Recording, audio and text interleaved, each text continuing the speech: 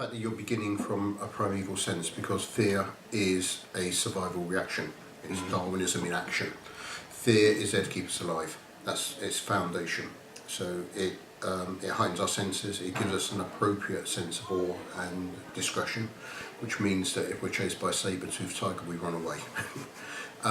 So fear is very, very functional. It keeps us alive.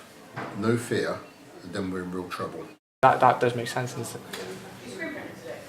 I think fear keeps you alive, doesn't it, at the end of the day? Fear is that thing that stops you from doing things that could harm you, or stops you doing things that can kill you, in essence. So I think it is fear is what made us evolve, I guess. Thing where we sort of have to respond to like immediate threat or danger. So it's like like you perceive a threat and then you have like a physiological response to it. What's fear? Fear for me is a good Stephen King quote. It says to do with, I think it was the creeps, or the fear is feeling something behind you, think it's a person, and then turning around and there's actually nothing there. I think that's the most fearful thing, is like when something, you're not actually sure if it happened or not. Up and they're creeping around corners. You hide behind pillows because you're imagining the worst, or children running and jumping on top of their bed, getting under the covers because they're imagining something's under there. Yeah, imagination dictates every inch of fear inside you. It's like why kids are afraid of the dark, because their imagination gives the dark all the worst things they can conjure up. Yeah, you definitely own the emotion, but you just don't control it.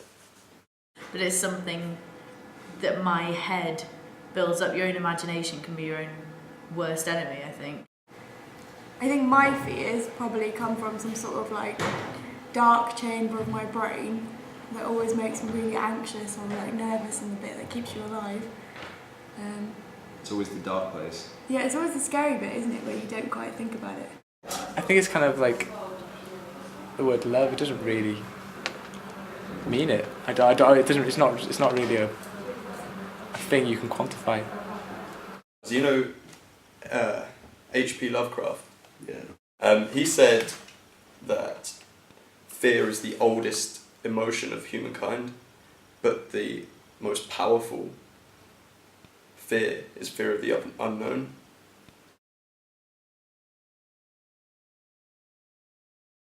Fear of the unknown. It's a cult. A cult doesn't mean spooks and ghosts and things. A cult means hidden. That's its absolute. But the reason it has a sinister edge to it is because the hidden is the scary.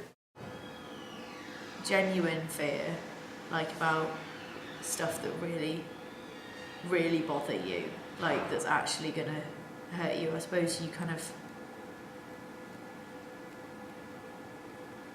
I think it can be very personal. You can learn them, like I said, yeah, I definitely think you can learn them from having bad experiences. You can develop a fear of something that you wouldn't have been afraid of before.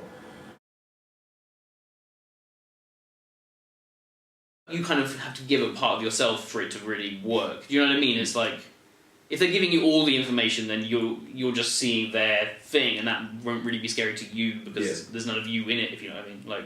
Like I think it can come from anywhere within you, within someone else, around you, from something completely inanimate, just anything. As I said, I think you learn it, so you put fear in the places you think it needs to be.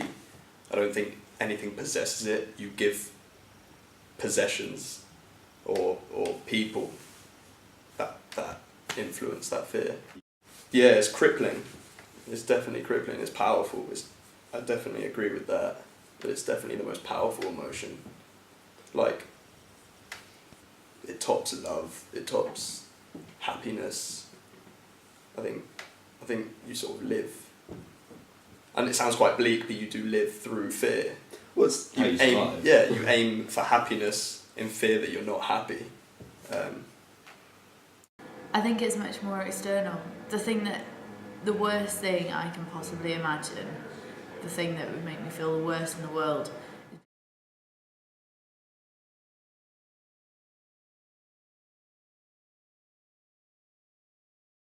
It comes from like its cause and effect. I think it comes from the experiences that you've had through your life. So things that you learnt, patterns of behaviour, learnt traumas sometimes, things that you come to be fearful of in the future because they've happened to you before.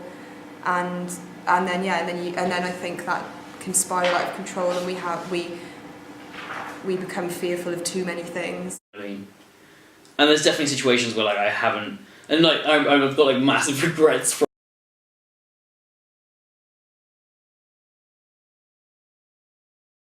It's just like that weird, like social fear that just suddenly becomes so like tangible in the room. I just remember that feeling, just like being watched by everyone and being unable to move, almost like. I think it's like there's been a bit of a shift now. I think if we ever did have like fear just as something to kind of protect us almost, now it's gone the opposite way and it causes us more problems. There's one thing above all else which breaks down fear, and that's knowledge. If we understand where we are in the social, if we understand how to make different connections, if we understand how to deal with fear, how to deal with the reasons behind the fear, if we understand the process, then fear itself goes out the window. I think, well, yeah, I kind of have this belief, or it's like one way of thinking about it, is that like it does all kind of stem down to fear of death.